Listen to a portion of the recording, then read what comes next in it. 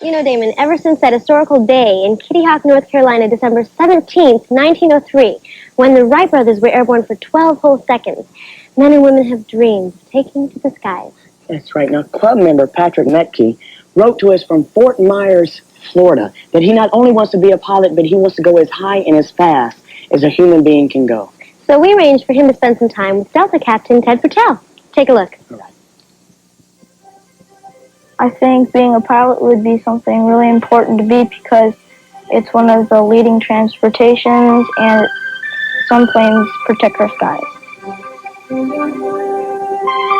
I first wanted to be a pilot early on. My father took me out to an airport and gave a guy $2 to take me for a ride around the airport in a small Piper Cub. And I knew right then I was hooked on aviation. Oh, hi. Hi, I'm Patrick Metke. Patrick, my name is Captain Ted Purtell. Have a nice flight? Yeah, we really did. We've got just enough time to take a look at this airplane if you'd like to go. Okay. After I met the captain, we went down and got to see the plane. We saw how big the wheels were and how they came up to my shoulders and how big the engines were. This is a Rolls-Royce RB211 engine made by the Rolls-Royce company in England. This particular model produces 50,000 pounds of thrust, which is the equivalent of about 19,000 horsepower. This particular aircraft is 187 feet long. That's about two-thirds the length of a football field. And at takeoff, it can weigh as much as 430,000 pounds. After the airport, we went to see a model of a real Delta plane, and I couldn't wait to try it. Well, Pat, why don't you come on up here? I'll be your co-pilot for the day. You sit over in my seat. Okay. Do you really know what all these buttons and things are? Yes, I sure do. Every button, every switch. These are all the muscles and the brains of the flight control systems. But you've got to remember one thing. You don't start out at this level. You start out in a very small, simple airplane and work your way up. What are the requirements to become a pilot?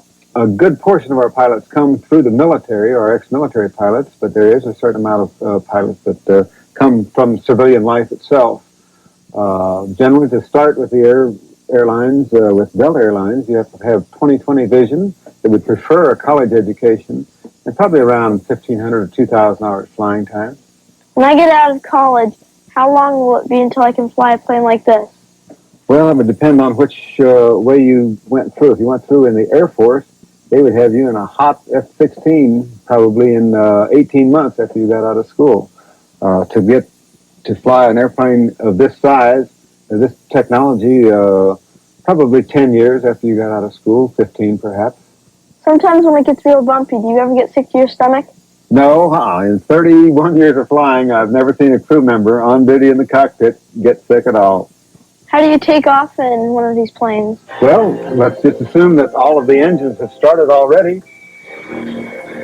We're ready to go. We've got the ignition on, continuous ignition on. All the engines are running. You can see that here. And we're all set. After you've taxied out onto the runway with that steering wheel on your left side there, and line me right up with the center line of the runway, then the captain takes his hands on the throttle, stand them up about 12 o'clock, and just let all the engines come up to speed. Then we just push them right on forward to full power. And we're barreling down the runway at about 140 miles an hour. We'll just reach over and just pull it back, and we're airborne.